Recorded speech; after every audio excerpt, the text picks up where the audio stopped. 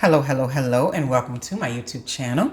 My name is Jameelah, and I'm a master manifester, and I'm sure you are too, because you're watching content like this. The name of this channel is Manifesting Magic the Practical Way, because there are a lot of practicalities to manifesting these amazing lives that we're choosing, right? So what I'm discussing today is your I am, right?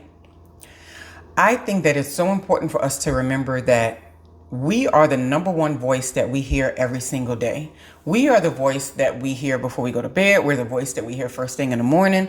We're the voice that we hear when we look in the mirror. We're the voice that we hear in every single circumstances. When I'm doing these videos, it is my voice that I'm hearing first, right?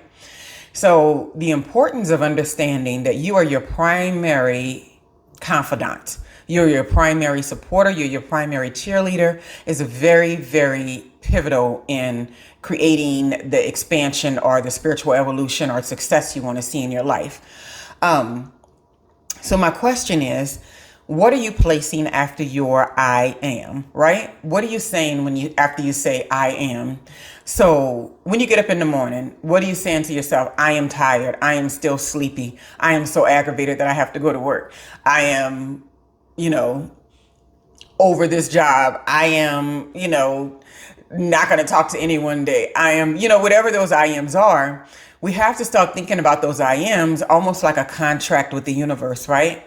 They're a contract with the universe because it is kind of our deepest and most clearest connection that we have to ourselves as our personal voice. Is what goes into our subconscious messaging and our both conscious messaging too.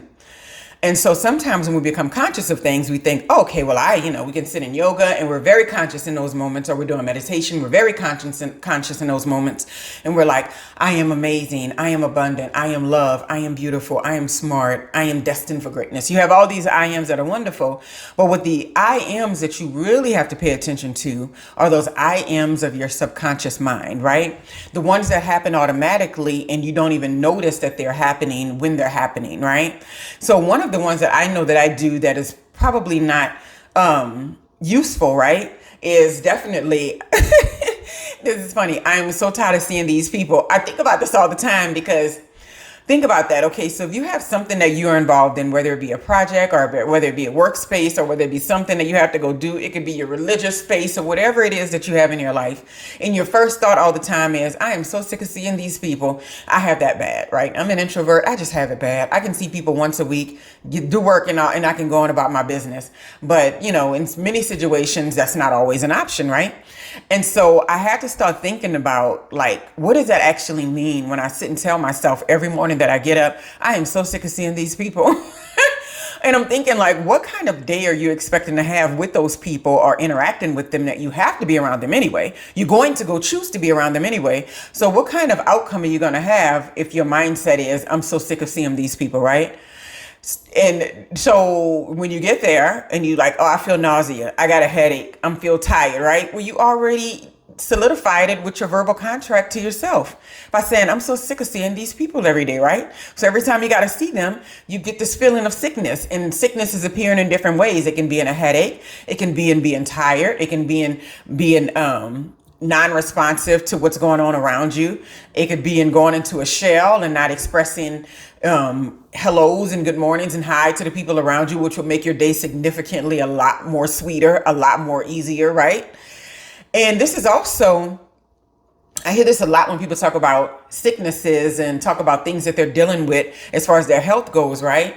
It's they claim it as a personal thing that these things are their health. And I'm very guilty of this too. I've done this with anxiety for a lot of years. And I always say, my anxiety, and I'm claiming these things that I don't necessarily want in my life. And I have to remind myself, stop claiming and stop taking ownership of these things if you don't want them to permanently reside in your space. So I feel that way the same way when I think about I am. Stop creating negative I ams if you don't really want to experience that in that place, right? And I do the same thing when I'm driving and stuff, because I know I mentioned this before. I consider myself a really good driver. I do. I've been driving since I was 13 years old, right? And back in the day, it was a little bit different. And my first thing that I used to do was back everybody's cars out of the driveway when I was younger. By the time I was 16, I was over it. They were like, you back my, because we had one long driveway going into our house where we grew up. And like as my siblings got cars, everybody would park behind each other. So for one person to get out, my mom didn't want anybody rolling through the grass. So, pull those cars out. So that was my thing. I got to learn how to back up and pull a car forward when I was 13 years old, right? And this is kind of only in like country, suburban areas. Like in city areas, I wouldn't suggest doing that with kids. But the sooner you learn something, generally the better at it you are. So I get really triggered when people do like crazy things or like jump in front of me and I don't see them coming. I'm like, just put on your blink, I'll let you in. And I get the attitude because many people won't let them in. And so I was thinking about my mindset with getting behind the wheel every day. And I was like, I'm so sick of these people in these cars. That was my mindset. I'm so sick of driving this distance. I'm so sick of having to be in this traffic. And I realized that I was creating a lot of negative I ams as it related to my driving experience with bringing my daughters to school or going to get groceries or going shopping or going to workplaces, anything like that, going run an errand. And so I had to really think about that. I was just like, well, what do you want to experience when you are in the vehicle? What do you want to think? What do you want that experience to be? And so now I intentionally say, I am so grateful for this easy ride to work. I'm so grateful for this easy commute to bring my girls to school. I'm so grateful for, well mannered drivers on the road. I run these little I ams in my head before I go so I can completely shift my energy into another space, right? And so you have to think about that with your I ams. What in your life are you telling yourself that is something that you're taking ownership of that you probably don't want to have into your space, right? Like, I am so unattractive. I am so fat. I am so skinny. I am so unattractive. I am so dumb. Oh my God, I've been around so many women that said that, oh, I'm so dumb. And I'm like, why are you saying that? Especially students in my class. I remember that's like a thing that happened at one time, like the way people were speaking. And they were always like, oh my gosh, like if they didn't get something that I was explaining and then I explained it in a different way. And somehow that way made sense to them. And it was like, all of a sudden they were like, duh. And they were like, oh my God, I'm so dumb. And I'm like, what are you doing? Don't say that, right? Don't say I'm so dumb. Why would you ever call yourself dumb? Like, what positive impact can you have on yourself if you're calling yourself dumb, right? Or either they say, I'm so stupid. And for me, it's almost like hearing the N word. It's like hearing nails screeching down a chalkboard. It's like, I'm so stupid. What are you talking about? Stop. I also have this big one with sorry. I cannot stand when people say, I'm sorry. I can only think of that in the most literal way of saying, I am a sorry person. And I can tell you that I apologize for something that I might have done that you don't like, but there's no way I'm going to sit there and say that I'm sorry. There's no positive connotation with claiming that type of energy, right?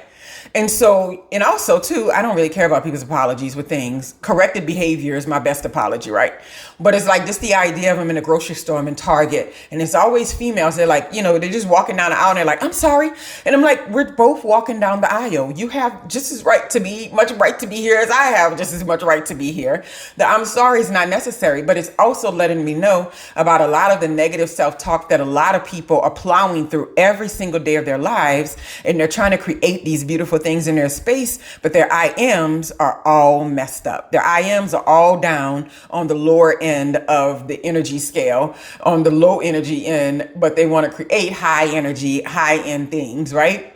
So you just have to keep that in mind. When you wake up in the morning, I would suggest this. I have a journal, and that's one of the first things I do. Like, I have gratitude journals, but I also have another journal. I doodle everywhere. I doodle on this notepad at work. I doodle in this folder that I take usually when I'm walking around the campus. I also doodle in this book I keep at home. I have these little journal doodles everywhere. I used to be real strict about one journal for one time, but now I'm just like, I just stick a date on it and then I start writing, because the writing part is the process that really needs to happen, right? And I sit there and I think of all the I ams that I really want to experience today, right? It's like, I am abundant. I am so free today. I am excited about these projects that I'm working on. I am excited about having good exchanges with the people that are around me. I am excited about working with the team on this particular project today. I am excited about how easy it is for me to get to and from my commute, or to and from bringing my girls to school. I am excited that my girls are very happy to go to school today. I make all of these I ams that are in the space of where I want to be, as opposed to what I think I'm currently dealing with that I do not like, right? So you think about that. What are you placing behind your I ams, and how can you improve your I ams? Have a wonderful, wonderful day.